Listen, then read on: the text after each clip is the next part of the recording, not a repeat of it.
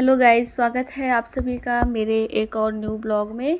I hope आप सभी लोग अच्छे होंगे और मेरा ब्लॉग एंजॉय कर रहे होंगे। तो ये सुबह का टाइम है, मैं उठ चुकी थी और बाहर की लाइट ऑन करने आई थी।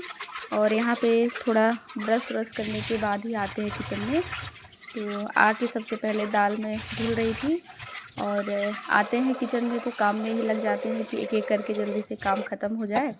तो दाल में धुल दी थी और इसमें मैं अब डालूँगी नमक और हल्दी, क्योंकि ये अरहर वाली दाल है तो इसमें और कुछ डालना नहीं होता है, सिंपल सी रहती है।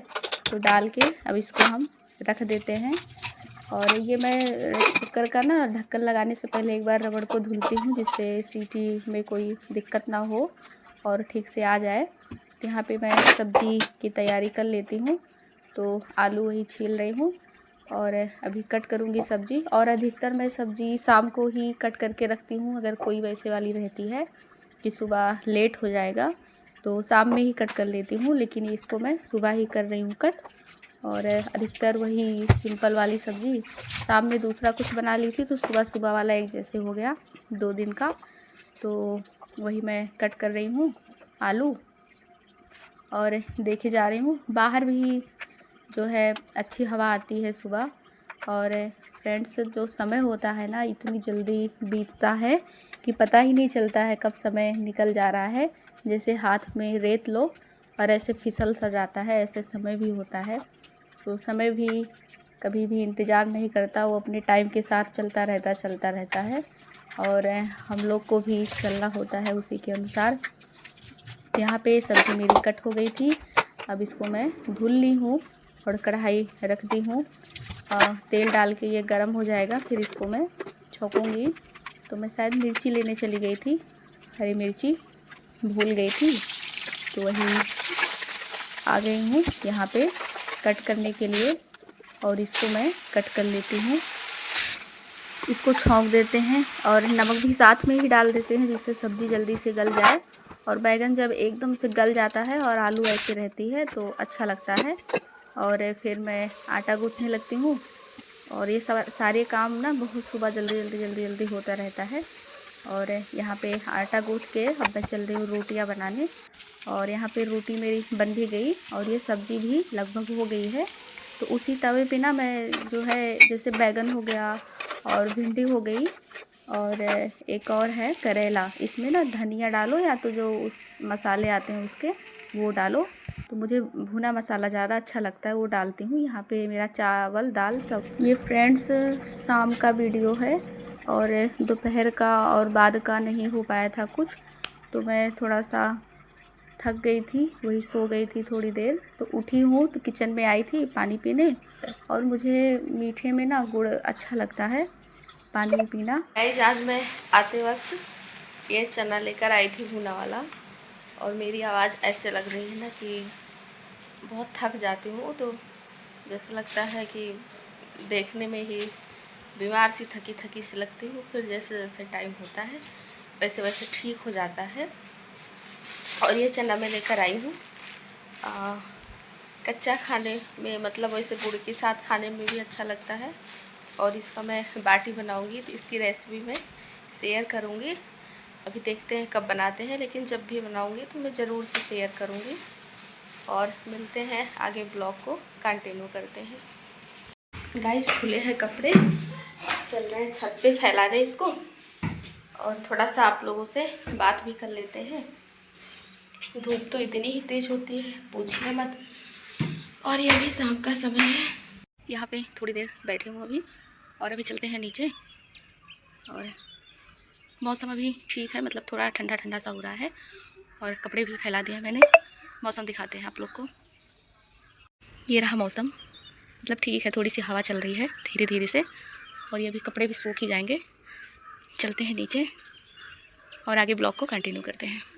फ्रेंड्स, आप लोग के साथ मैं अपनी टेकी वेस्ट नोट्स जो बना रही थी थोड़ा सा शेयर की थी, जितना टॉपिक मैंने पढ़ा था। तो थोड़ा सा एक टॉपिक और स्टार्ट की हूँ आगे का, तो मैं आप लोग के साथ शेयर करती हूँ कैसे क्या मैंने पढ़ा हुआ है। तो दिखाते हैं आप लोग को बैक कैमरे से, और थोड़ा सा समझाते भी हैं।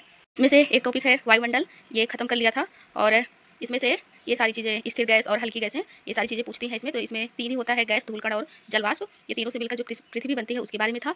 और यहाँ पे जो मैंने डिटेल बना रखा था कि कहाँ पे मौसमी घटनाएं होती हैं और कहाँ पे हवाई मतलब वायुयान चलता है और कहाँ पे जो है मंडल परिवर्तन होता है। तो जो क्षोभ मंडल होता है उसमें सब मतलब घटनाएं भी होती हैं और पक्षियाँ भी उड़ती हैं और इसे निम्न मंडल भी कहते हैं। और जिसमें ओजोन परत होता है, समताप मंडल, उसी में जो है वायुयान उड़ता है और इसमें मौसमी घटनाएं नहीं होती हैं। और ये इसके बारे में पूछता है जैसे GFED और रेडियो तरंग के बारे में। तो ये पिक्चर से बहुत अच्छे से क्लियर हो जाता है। और ये था कि सर्वाधिक नुकसानदायक अल्ट्रावायलेट C किरणें होती हैं, लेकिन धरातल के लिए अगर पूछे तो अल्ट्रावायलेट B किरणें। तो ये उसी के बारे में जो पिक्चर था, पूरा डिटेल उसी के बारे में है। अगर एक बार आप पिक्चर समझ गए तो डिटेल भी समझने में कोई दिक्कत नहीं होगी। तो वही है डिटेल ये।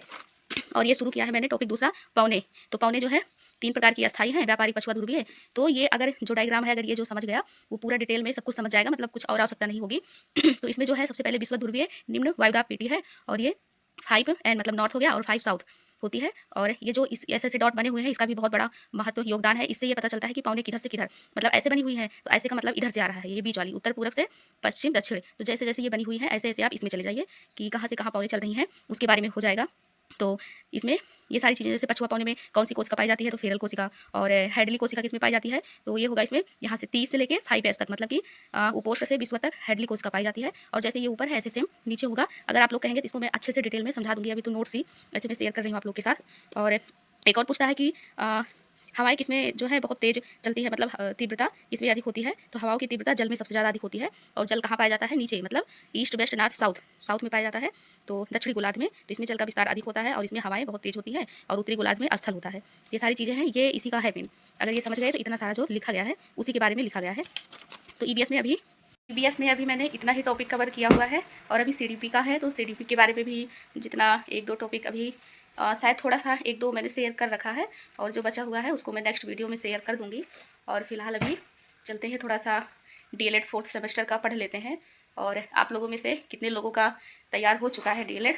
मेरा तो नहीं हुआ है अभी, थोड़ा थोड़ा जो टाइम मिलता है उसमें कोशिश करते हैं पढ़ने का, बहुत थोड़ा थोड़ा जो समय मिलता है।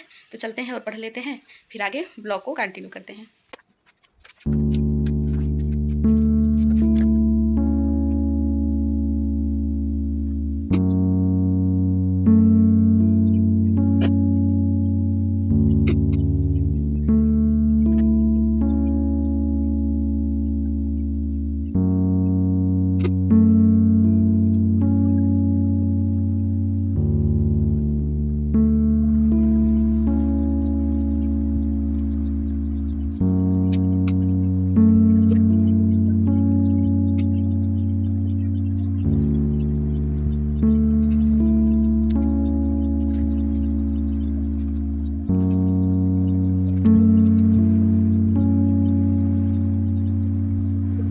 गाइज, पढ़ने के बाद मैं चली जाती हूँ, शाम का समय है, किचन में, क्योंकि चाय बनाने का भी समय हो गया था और खाना बनाने का भी। तो चाय पानी के बाद मैं खाना में लग जाती हूँ और फिर ब्लॉग को और नहीं कंटिन्यू कर पाते हैं।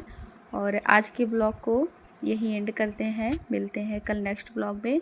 तब तक के लिए टेक केयर, बाय बाय।